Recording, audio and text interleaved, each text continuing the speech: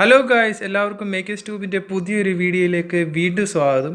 അപ്പം ഗായ്സ്, ഇന്നത്തെ നമ്മുടെ വീഡിയോ എന്ന് പറയുന്നത് നമുക്ക് എൻഡർ എന്ന് പറഞ്ഞ കമ്പനി ഒരു 3D പ്രിൻ്റർ അയച്ചു തന്നിട്ടുണ്ട്. അതിൻ്റെ കംപ്ലീറ്റ് അൺബോക്സിങ് റിവ്യൂ ആണ് നമ്മൾ ഈ വീഡിയോയിൽ കൂടെ ചെയ്യാൻ ഉദ്ദേശിക്കുന്നത്. അതോടൊപ്പം ഈ പ്രിൻ്റർ വാങ്ങിക്കഴിഞ്ഞാൽ നമുക്ക് നഷ്ടമാണോ, ഇത് വാങ്ങണോ വേണ്ടയോ എന്നുള്ള ഡീറ്റെയിൽ ആയിട്ടുള്ള കാര്യങ്ങളാണ് ഞാൻ ഈ വീഡിയോയിൽ കൂടെ നിങ്ങൾക്ക് പറഞ്ഞു തരാൻ പോകുന്നത്. അപ്പം നമുക്ക് നേരെ വീഡിയോ കാണാം. അപ്പം ഫ്രണ്ട്സ്, നമ്മുടെ 3D പ്രിൻ്റർ ആമസോൺ ഡെലിവറി ചെയ്തിട്ടുണ്ട്. നമുക്കിനി ഇതൊന്ന് ഓപ്പൺ ചെയ്ത് നോക്കാം. ഇതിനകത്ത് പ്രിൻ്റർ തന്നെയാണോ വല്ല കല്ലോ കട്ടയാണോ എന്നൊന്ന് ചെക്ക് ചെയ്യണം. ഇതൊരു അഴുക്ക് പാക്കിങ്ങിലാണ് അവർ കൊണ്ട് തന്നിരിക്കുന്നത്. ഒരു സേഫ്റ്റി ഇല്ലാതാണ് അവർ കൊണ്ട് തന്നിരിക്കുന്നത്. അകത്തെ അവസ്ഥ അഴിച്ച് നോക്കിയെങ്കിൽ മാത്രമേ അറിയത്തുള്ളൂ. കണ്ടോ, നേരെ അതിൻ്റെ കവറാണ്, അതിനൊരു സേഫ് പാക്കിങ് പോലും അല്ല വന്നിരിക്കുന്നത്. വളരെ മോശമായിട്ടുള്ളൊരു പാക്കിങ്. കിട്ടിയപ്പം തന്നെ കീറിപ്പറിഞ്ഞാണ് കൊണ്ട് തന്നിരിക്കുന്നത്. മഴയൊക്കെ നനഞ്ഞ് ഒരു പരുവായിട്ടാണ് സാധനം എനിക്ക് ഡെലിവർ ആയിട്ടുള്ളത്. ഡെലിവറി വളരെ മോശമാണ്. ചുമ്മാ ഒരു പാക്കിങ് മാത്രമേ ഉള്ളൂ. നമുക്ക് എന്തെങ്കിലും കട്ട് ചെയ്തിട്ട് അതിൻ്റെ അവസ്ഥ എന്താണെന്ന് നോക്കാം. എല്ലാം പൊട്ടിപ്പോയിട്ടുണ്ടോ എന്ന് നോക്കണമല്ലോ. അതിനുണ്ടെങ്കിൽ അവർക്ക് തന്നെ അത് തിരിച്ചു കൊടുക്കണം. അകത്ത് വലിയ കുഴപ്പമൊന്നും ഇല്ലെന്ന് തോന്നുന്നു. അകത്ത് നല്ല സ്പോഞ്ചൊക്കെ വെച്ച് പാക്ക് ചെയ്തിട്ടുണ്ട്, മെഷീന് കംപ്ലയിൻറ്റ് വരാതിരിക്കാൻ. ഇത് അവരുടെ ബില്ലും കാര്യങ്ങളൊക്കെയാണ്. അതിനകത്ത് വാറൻറ്റി പേപ്പറൊക്കെ വരുന്നുണ്ട്. അപ്പോൾ നമ്മുടെ മെഷീൻ ഇതാണ്, 3D പ്രിൻ്റർ ഇതാണ്. കുഴപ്പമൊന്നുമില്ല, സാധനങ്ങളൊക്കെ അതിനകത്തുണ്ട്. ഞാൻ വിചാരിച്ചു ഇതിൻ്റെ പാക്കിങ് കണ്ടപ്പോൾ ഇതിനകത്ത് സംഭവം ഒന്നും കാണത്തില്ല, എല്ലാം കുളമായുണ്ട്. എന്തായാലും നമുക്ക് ഓണാക്കി നോക്കിയെങ്കിൽ അറിയത്തുള്ളൂ ഇതിനി വർക്കിംഗ് ആണോ എന്ന്. ഇത് വന്നിരിക്കുന്നത് പാർട്സായിട്ടാണ് വന്നിരിക്കുന്നത്.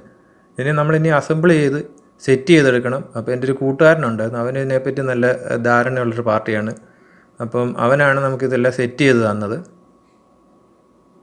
ഇതിനകത്ത് അതിൻ്റെ ഡിസ്പ്ലേ ഉണ്ട്, പിന്നെ പവർ സപ്ലൈ ഉണ്ട്, പിന്നെ കുറേ പാർട്സൊക്കെ വന്നിട്ടുണ്ട്. ഇതിൻ്റെ നട്ടും ബോൾട്ടും ഒന്നും നോക്കിയിട്ട് കാണുന്നില്ല.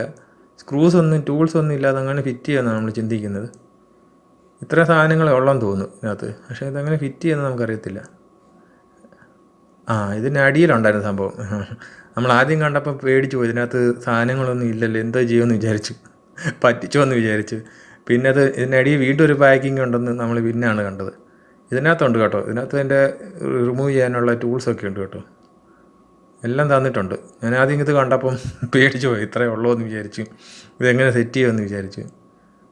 ഇതിനകത്ത് അതിൻ്റെ കാര്യങ്ങളെല്ലാം ഉണ്ട്, ബെൽറ്റും ടൂൾസും എല്ലാം ഉണ്ട് കേട്ടോ. എല്ലാ സാധനവും അവന്മാർ തന്നിട്ടുണ്ട്, അടിപൊളി. ഇതതിൻ്റെ മോട്ടറാണ്. ഇതെല്ലാം നമ്മൾ അസംബിൾ ചെയ്തെടുക്കണം. എനിക്കിത് കണ്ടിട്ട് വലിയ പിടുത്തമില്ല, നമ്മൾ ആദ്യമായിട്ടാണ് 3D പ്രിൻ്റർ വാങ്ങുന്നുണ്ട്. എൻ്റെ കൂട്ടുകാരനാണ് ഇത് സെറ്റ് ചെയ്ത് തന്നത്.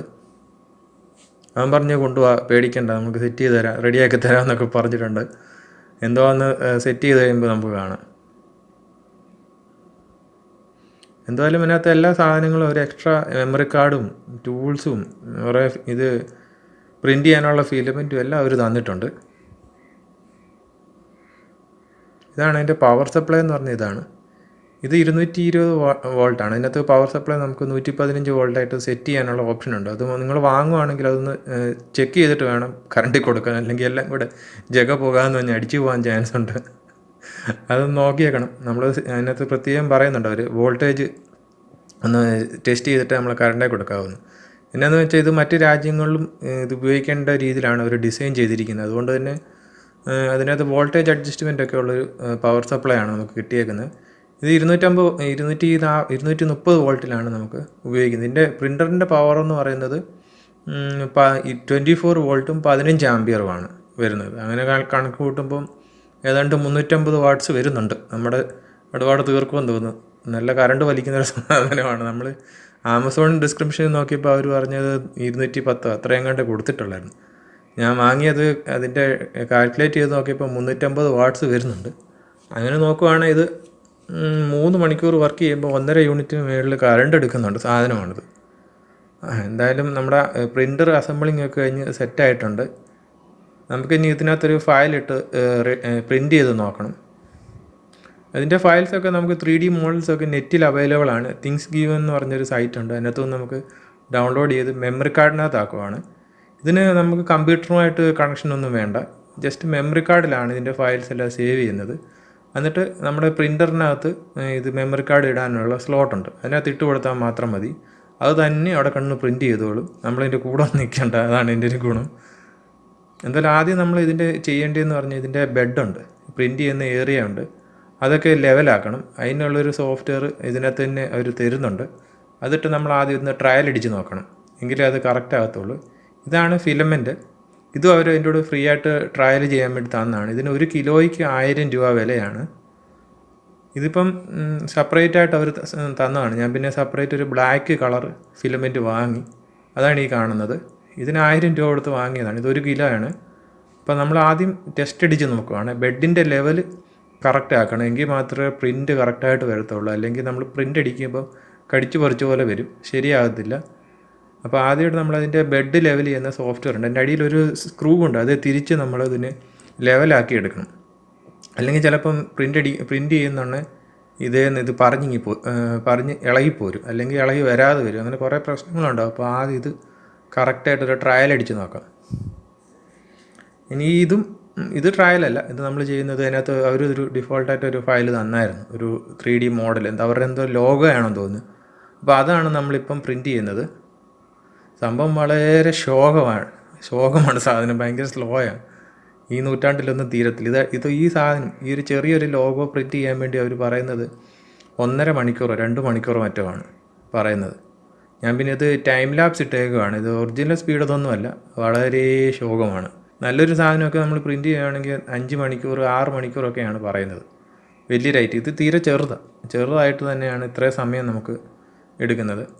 ഒരു 3 മണിക്കൂറൊക്കെ വർക്ക് ചെയ്യുമ്പോൾ 1.5 യൂണിറ്റൊക്കെ കറണ്ട് എടുക്കുന്നുണ്ട്.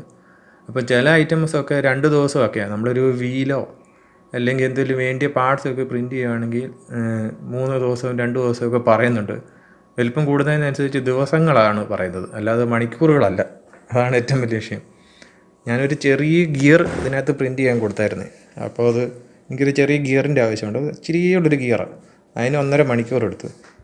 ഇപ്പോൾ ഈ കാണുന്ന പട്ടിക്കുട്ടിയെ പ്രിൻ്റ് ചെയ്യാൻ 3 മണിക്കൂറാണ് സമയമെടുത്തത്. പെതിയെ പ്രിൻ്റ് ആകത്തുള്ളൂ. പിന്നെ ഇതിനകത്തുള്ളൊരു മെച്ചമെന്ന് പറഞ്ഞാൽ നമുക്ക് കിട്ടാത്ത പാർട്സുകൾ 3D മോഡലിംഗ് അറിയാവുന്നവരാണെങ്കിൽ അതിൽ തന്നെ നമുക്ക് ഡിസൈൻ ചെയ്ത് സ്വന്തമായിട്ട് കുറേ പാർട്സുകൾ ഡിസൈൻ ചെയ്യാം. ഇത് ലാഭം നോക്കിയിട്ട് വാങ്ങാൻ പറ്റത്തില്ല. പക്ഷേ എൻ്റെ ഒരു ഉപയോഗത്തിൽ ഇത് ഭയങ്കര നഷ്ടമാണ്. പിന്നെ ആ പാടുള്ള പ്രയോജനം എന്ന് പറഞ്ഞാൽ നമുക്ക് സ്വന്തമായിട്ട് ഓരോ മോഡൽസ്, ഇത് ഞാൻ ഉണ്ടാക്കിയെടുത്തൊരു പമ്പാണ്, DC മോട്ടർ കൊണ്ടുണ്ടാക്കുന്നൊരു പമ്പാണ്. ഇതിനകത്ത് ഡിസൈൻ ചെയ്തെടുത്താണ്. അങ്ങനെയൊക്കെ കിട്ടാത്ത കുറേ കാര്യങ്ങളൊക്കെ ഉണ്ട്. അത് നമുക്ക് സ്വന്തമായിട്ട് പ്രിൻ്റ് ചെയ്തെടുക്കാവുന്നതാണ് ഇതിൻ്റെ ഒരു പ്രത്യേകതയായിട്ട് എനിക്ക് തോന്നിയത്. പിന്നെ ഇഷ്ടം പോലെ ഫയൽസുകൾ നമുക്ക് ഓൺലൈനിൽ അവൈലബിൾ ആണ്. ഫ്രീ ആയിട്ട് ഡൗൺലോഡ് ചെയ്യാവുന്ന മോഡൽസ് ഉണ്ട്. അതൊക്കെ നമുക്ക് ഡൗൺലോഡ് ചെയ്ത് വേണമെങ്കിൽ ഒന്ന് പരീക്ഷിച്ച് നോക്കാം. അത് ബുദ്ധിമുട്ടില്ലാതെ ചെയ്യാവുന്ന പരിപാടിയേ ഉള്ളൂ. പക്ഷേ ഇതൊക്കെ ആലോചിച്ചിട്ട് വേണം ഈ പ്രിൻ്റർ വാങ്ങിക്കഴിഞ്ഞാൽ ഇതിൻ്റെ പുറകെ നിൽക്കണം. നിങ്ങൾക്ക് ഒരുപാട് സമയം എടുക്കും. ഇടയ്ക്കെങ്ങാനും കറണ്ട് പോയി കഴിഞ്ഞാലാണ് പണി തീരുന്നത്. എന്താണെന്ന് വെച്ചാൽ കറണ്ട് വരുമ്പം ഇത് ആദ്യമായിട്ടാണ് വരുന്നത്, വർക്കാവുകയില്ല. ഇതിന് ഓട്ടോ സേവിങ് ഫംഗ്ഷൻ ഇല്ല. ഇത് വാങ്ങുവാണെങ്കിൽ തീർച്ചയായിട്ടും വീട്ടിലൊരു ഇൻവേർട്ടർ വാങ്ങാനും മറക്കരുത്. ഇതിൻ്റെ ഒപ്പം ഒരു ഇൻവേർട്ടറോടെ വേണം. നമ്മുടെ കേരളത്തിൻ്റെ അവസ്ഥ വെച്ച് 5 മണിക്കൂർ കൂടുതൽ കറണ്ട് കിട്ടുക എന്ന് പറഞ്ഞാൽ അത്ഭുതമാണ്. കറണ്ട് കട്ടില്ലാതെ 5 മണിക്കൂർ കിട്ടുന്നത് തന്നെ വലിയൊരു അത്ഭുതമാണ്. അപ്പോൾ അങ്ങനെയുള്ളൊരിത് വാങ്ങിക്കഴിഞ്ഞാൽ നല്ല പെടിയിൽ പെടും. അപ്പോൾ നിങ്ങൾക്ക് എല്ലാവർക്കും എൻ്റെ ഈ വീഡിയോ ഇഷ്ടമായെങ്കിൽ തീർച്ചയായിട്ടും ലൈക്ക് ചെയ്യുക, കമൻറ്റ് ചെയ്യുക. അടുത്ത പ്രാവശ്യം പുതിയൊരു വീഡിയോ ആയിട്ട് നമുക്ക് വീണ്ടും കാണാം.